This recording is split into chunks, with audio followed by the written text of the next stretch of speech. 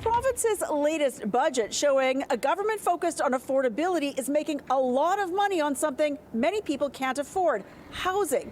The latest budget showing more than $1 billion more than expected from property transfer taxes. Things were pretty wild in the spring, and then there's been a bit of moderation. We're expecting a bit more moderation going forward. That wild spring of housing sales bringing $3.2 billion tax dollars into the province's coffers, $1 billion more than expected, double the property transfer taxes 2 years ago.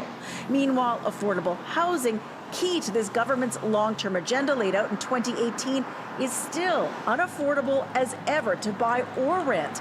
The finance minister asking for patience. You can't build housing in a year or 18 months. It's not how it works. We have 32,000 units that are in process somewhere. That's of 114,000 rental units promised over a decade. Robinson saying they are going as fast as they can. We started off with a significant 30-point plan that was making a difference. It was. And then the pandemic hit, and it changed things. On top of the pandemic's unexpected costs were last year's floods and fires. Keeping pace with those costs, the province holding to the status quo elsewhere.